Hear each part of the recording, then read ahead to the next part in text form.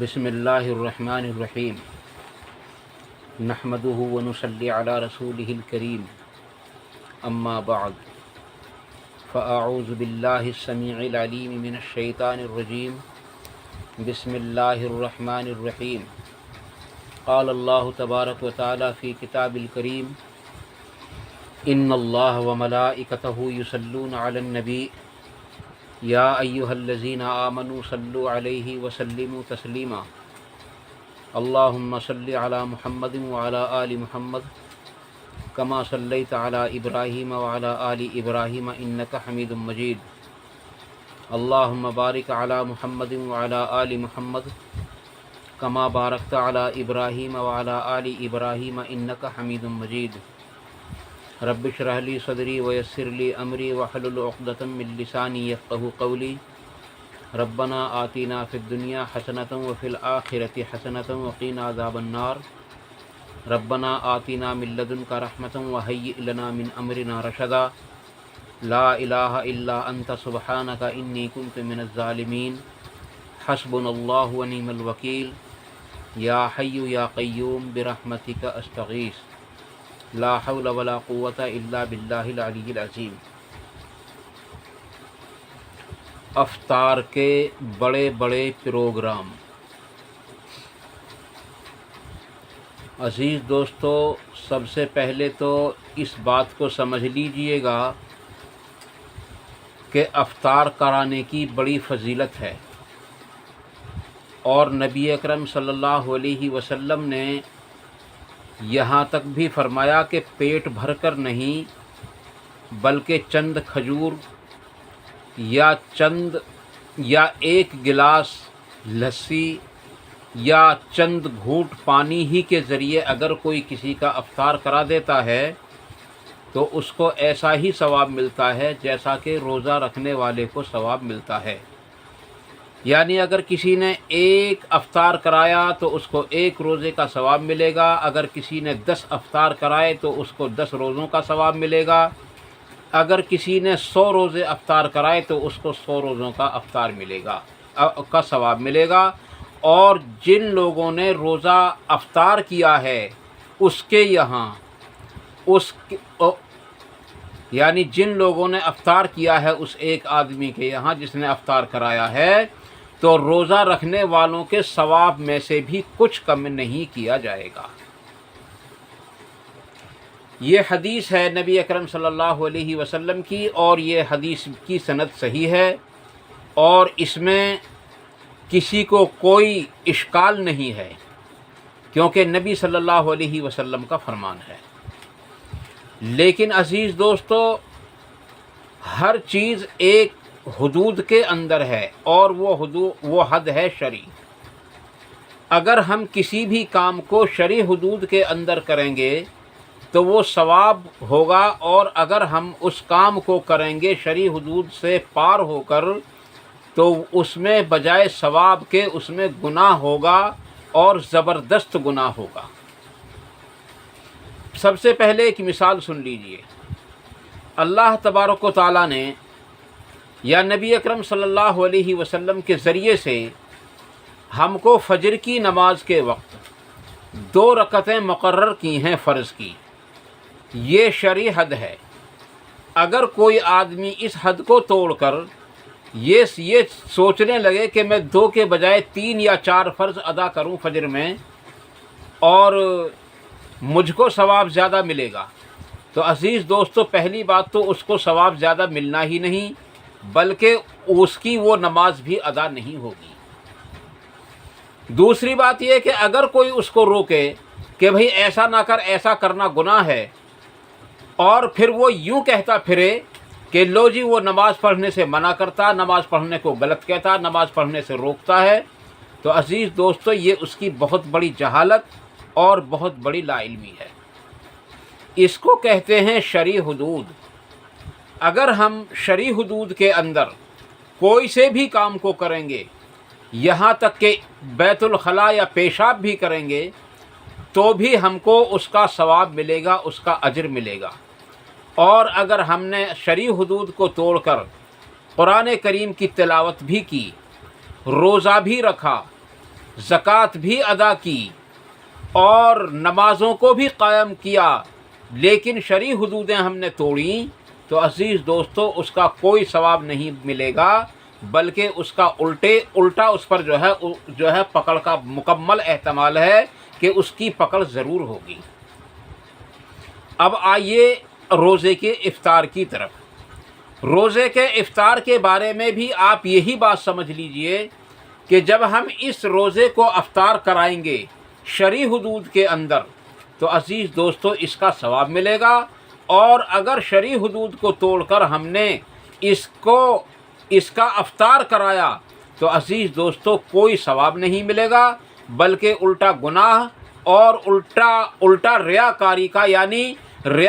यानी शिर्क का भी एक बहुत बड़ा एहतमाल हो जाएगा, जैसा कि आजकल हमारे माशरे के अंदर हो रहा है।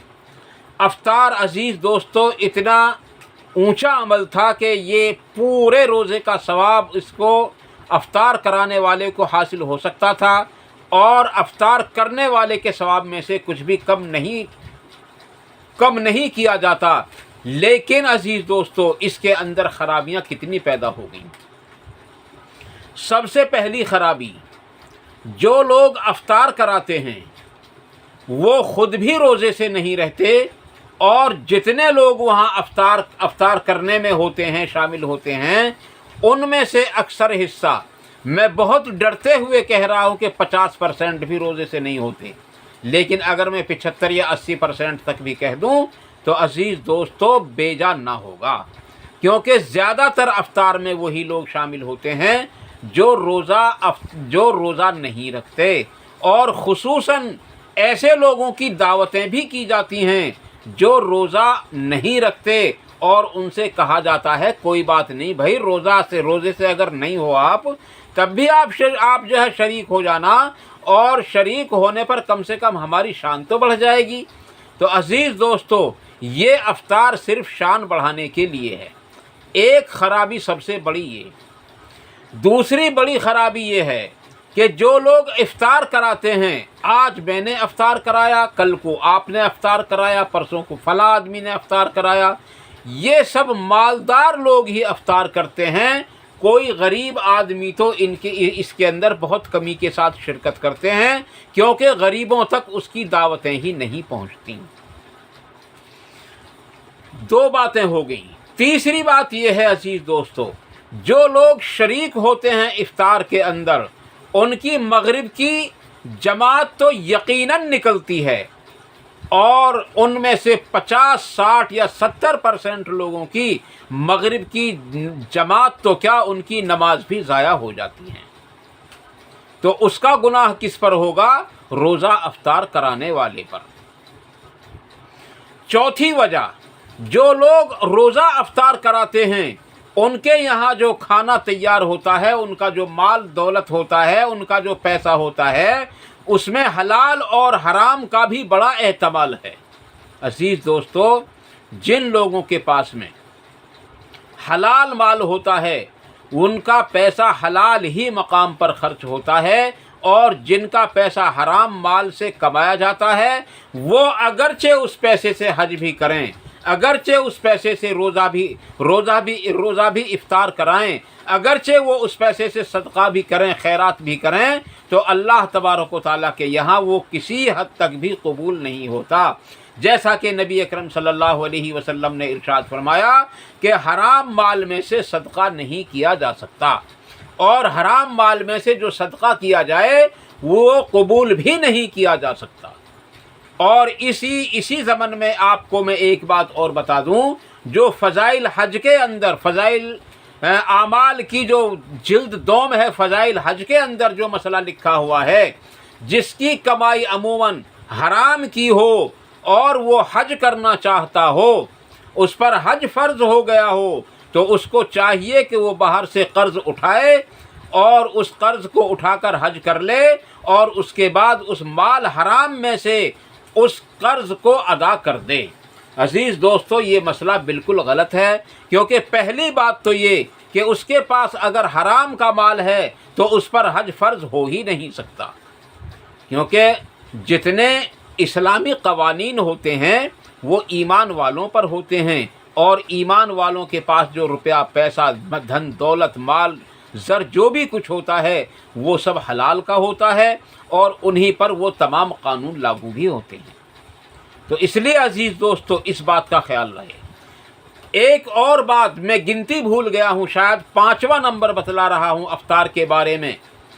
جس روپے کو، جس پیسے کو، جس مال کو یہ لوگ افطار پر خرچ کر رہے ہیں، روزہ افطار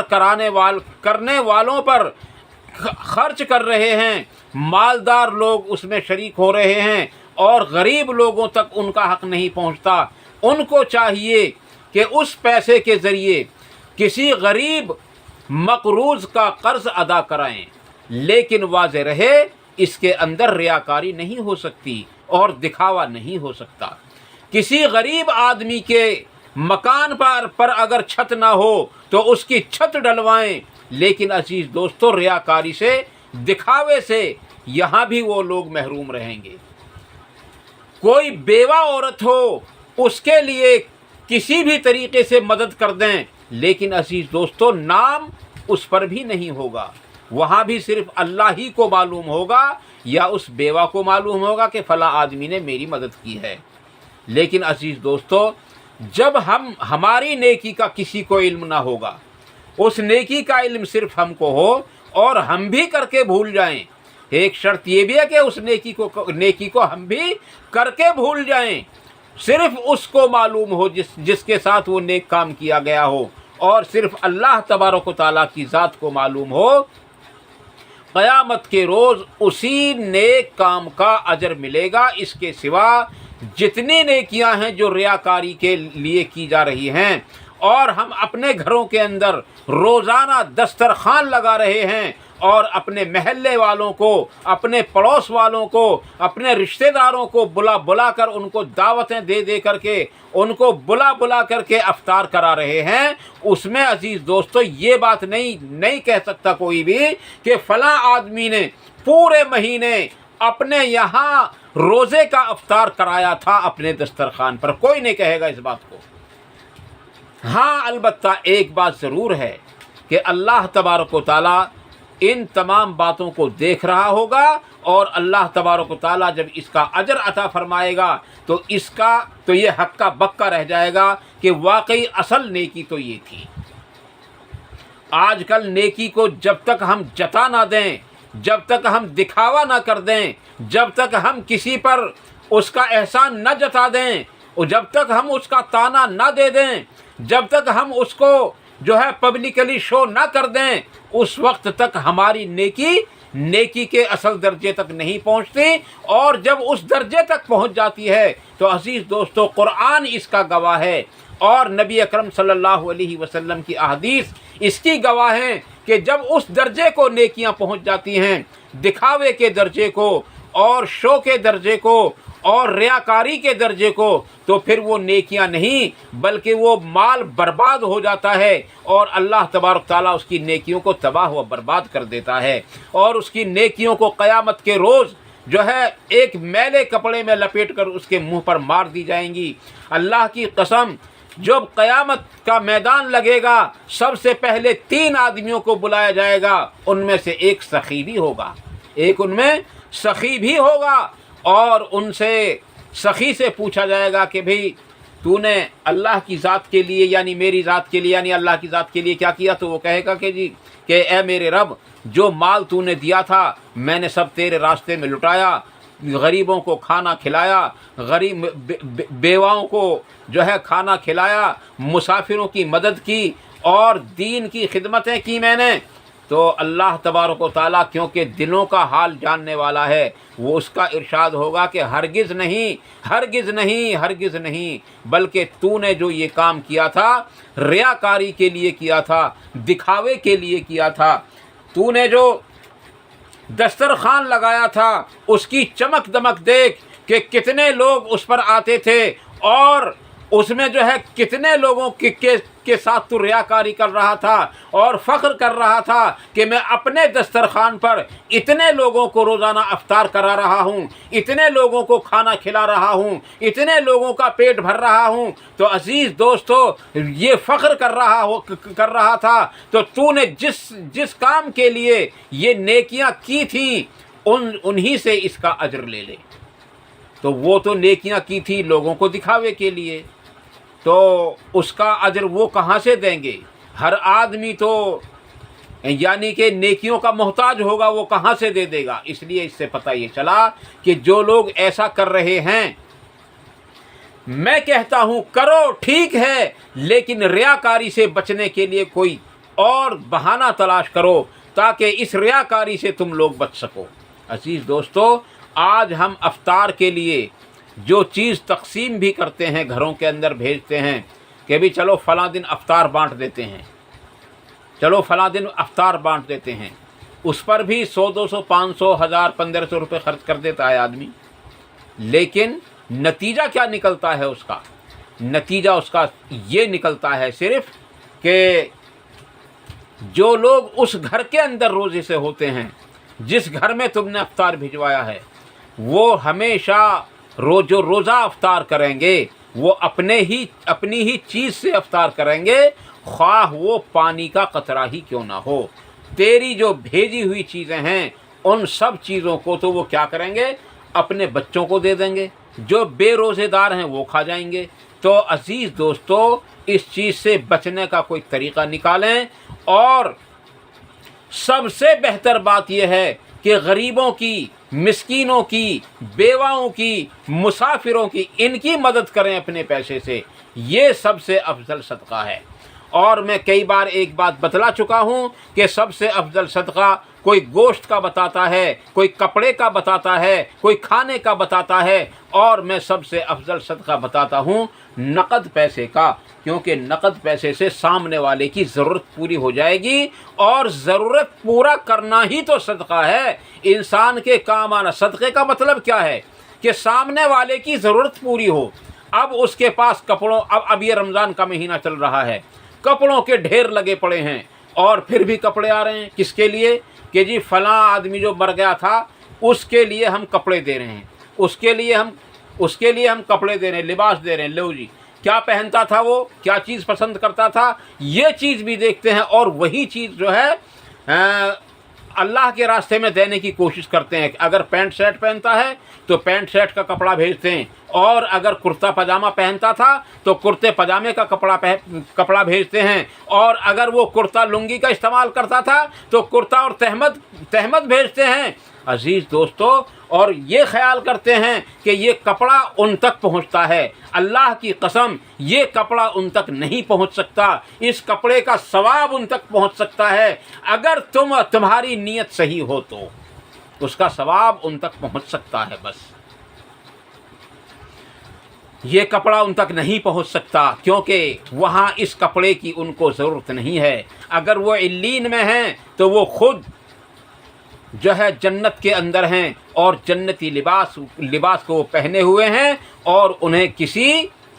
दुनिया के लिबास की ज़रूरत नहीं है। और अगर वो सिज्जीन में हैं तो जहन्नम के अंदर अल्लाह के नबी सल्लल्लाहु अलैहि वसल्लम ने खबर दी कि उनका लिबास गंदक का लिबास होगा, दुनिया का लिबास उनके बदन पर पहुंच ही नहीं सकता।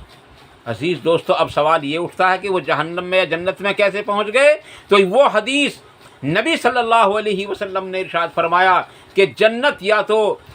यानी कब्र या तो जन्नत के बागों में से एक बाग है, या जन्नत के गढ़ों में से एक गढ़ा है, या जन्नत के बागों में से एक बाग है, जन्नत की क्यारियों में से एक क्यारी है, या जहन्नम के गढ़ों में से एक गढ़ा है। अजीज़ दोस्तों, इसलिए वो जन्नत में या जहन्नम में मरने के बाद फ़ौरन ही पहुंच जाता है। इसलिए वहाँ हमारा लिबास नहीं पहुँचता, ना हमारा खाना पीना वहाँ पहुँचता, बल्कि अगर पहुँचता है तो अगर हम कोई नेकी करके या यूं ही उनके लिए मग़फ़िरत की दुआ कर दें तो वो दुआ उनके लिए बासे दर्जात की बुलंदी बन सकते हैं, या इस चीज़ का बास बन सकते हैं कि उनको अज़ाब क़ब्र से कुछ रहाई मिल जाए। ये है सिर्फ़ सदका اور صدقہ دینے سے پہلے اگر تمہیں یہ ڈر ہے کہ یہ آدمی شراب پی سکتا ہے یا جوا کھیل سکتا ہے یا فلاں غلط کام کر سکتا ہے تو ایسے آدمی کو صدقہ نہ دیا جائے، ایسے آدمی کو صدقہ ہی نہ دیا جائے، بلکہ صدقہ جو دیا جائے وہ صدقہ دیا جائے صرف اور صرف نیک آدمی کو۔ ہاں کچھ لوگ ایسے بھی ہوتے ہیں جو نیک تو نہیں ہوتے لیکن ان میں شراب کا عیب بھی نہیں ہوتا، جوئے کا عیب نہیں ہوتا، تو ایسے لوگوں کی مدد کر دینا بھی یہ بھی ثواب سے خالی نہیں ہے۔ لیکن اگر کوئی شراب پیتا ہو، جوا کھیلتا ہو، زنا پر اپنے پیسے کو خرچ کرتا ہو تو ایسے لوگوں کو صدقے کا پیسہ، زکوٰۃ کا پیسہ، امداد کا پیسہ ہرگز نہ دیں۔ عزیز دوستو، ایک بات صدقہ دیتے وقت یہ خیال رکھیں کہ اگر ہم کو پیسہ نہیں دینا، بالفرض تمہیں ڈر ہے کہ کہیں غلط استعمال نہ کر لے، ٹھیک ہے پیسہ مت دو، اس کے پاس اٹھتے ہو، بیٹھتے ہو، چلتے ہو، پھرتے ہو، کئی کام اس کے ساتھ کرتے ہو، اس سے یہ محسوس کرو کہ اس کی ضرورت کیا ہے۔ جب تم اس کی ضرورت کو محسوس کر لو کہ اس کو فلاں چیز کی ضرورت ہے، وہ چیز خریدو اور اس کے حوالے کر دو کہ بھئی یہ چیز ہماری طرف سے، اگرچہ تم اپنی طرف سے وہ صدقہ دے رہے ہو، چاہے وہ زکوٰۃ دے رہے ہو، چاہے وہ صدقہ فطر دے رہے ہو، لیکن جب تم اس کو دو تو یوں کہہ کر دو بھئی یہ ہماری طرف سے آپ کے لیے ہدیہ ہے، تاکہ اس کی عزت بھی بچی رہے، کیونکہ اس کی عزت کی بھی حفاظت کرنا ہماری ذمہ داری ہے۔ ہم اس کو صدقہ بتا کر نہ دیں، اگر ہم صدقہ بتا کر دیں گے تو پھر وہ جو ہے اپنے آپ کو کمتر سمجھے گا اور اپنے آپ کو جو ہے تمہارے سامنے ذلیل ہوتا ہوا دیکھے گا۔ اس لیے صدقہ اور خیرات نام لے کر نہیں، بلکہ اس کو ہدیے کے طور پر یا اس کو جو ہے تحفے کے طور پر دیا جائے، یہ ہے اصل صدقے کا مقصد۔ عزیز دوستو، اب صدقہ دیا کس کو جائے؟ سب سے بہتر بات یہ ہے کہ اپنے قریبی کو دیا جائے، اپنے رشتہ داروں میں، اپنے خاندان میں، اپنے بھائی بندوں میں، ان میں دیکھیں کہ صدقہ کس کو دیا جائے۔ عزیز دوستو، حضرت عبداللہ ابن عمر رضی اللہ تعالیٰ عنہ سے جو حدیث نقل کی گئی ہے وہ بخاری مسلم کے اندر دونوں کے اندر موجود ہے، اور مشکات المصابیح کے اندر بھی وہ حدیث موجود ہے۔ اس کا مشکات المصابیح کے اندر اس کا نمبر ہے 1815 نمبر ہے۔ عزیز دوستو، اس کے اندر نبی اکرم صلی اللہ علیہ وسلم نے، حضرت عبداللہ بن عمر رضی اللہ عنہ فرماتے ہیں کہ رسول اللہ صلی اللہ علیہ وسلم نے فرض کیا صدقہ فطر ہر مرد اور عورت پر، آزاد اور غلام پر، چھوٹے اور بڑے پر، اور اس سے آگے فرمایا جناب محمد الرسول اللہ صلی اللہ علیہ وسلم نے کہ اس صدقے کو عید کی نماز کو جانے سے پہلے ادا کرے۔ اور جو ہے ابو داؤد کی حدیث کے اندر ہے کہ اگر کوئی عید کی نماز کے بعد صدقہ ادا کرتا ہے، صدقہ فطر ادا کرتا ہے، تو وہ صدقہ فطر نہیں ہوگا بلکہ عام صدقہ ہوگا۔ اس کے لیے تفصیلی ویڈیو انشاءاللہ تعالی آئندہ کسی اور ویڈیو کے اندر میں آپ کے سامنے پیش کروں گا، اور اللہ تبارک و تعالیٰ سے دعا ہے کہ اللہ تعالیٰ ہم سب کو ان مختصر سی باتوں پر عمل کرنے کی توفیق عطا فرمائے، اور جو جذبات میں غلط بات میری زبان سے نکل گئی ہو تو اللہ تعالیٰ ان باتوں کو جو ہے ہم سب سے معاف فرمائے، اور جو بات صحیح نکلی ہوں اللہ تعالیٰ ان باتوں پر عمل کرنے کی توفیق عطا فرمائے، ان پر عمل کرنا آسان فرمائے، ان پر عمل کرنے کے موقع عطا فرمائے، اور ان کو ہمارے دلوں کے اندر راسخ فرمائے، اور ان کو دوسرے لوگوں تک بھی پہنچانے کی توفیق عطا فرمائے۔ اور اللہ تبارک تعالیٰ سے دعا ہے کہ صدقہ فطر اور دیگر صدقات اور زکوٰۃ ادا کرنے کی ہم سب کو زیادہ سے زیادہ توفیق عطا فرمائے، کیونکہ رمضان المبارک کا مہینہ چل رہا ہے، ایک کے بدلے 70 کا ثواب ملتا ہے، اس لیے زکوٰۃ بھی اس مہینے میں دینے کی کوشش کریں، اور صدقہ فطر بھی اس مہینے میں اللہ کے نبی صلی اللہ علیہ وسلم نے اس کو فرض قرار دیا ہے، لیکن کچھ اکابرین کے نزدیک واجب ہے، اس کو ادا کریں اور ضرور ادا کریں۔ اللہ تعالیٰ عمل کی توفیق عطا فرمائے۔ وآخر دعوانا ان الحمد للہ رب العالمین۔ سبحان ربک رب العزت عما یصفون وسلام علی المرسلین والحمد للہ رب العالمین برحمتک یا ارحم الراحمین والسلام علیکم ورحمۃ اللہ تبارک و تعالی وبرکاتہ۔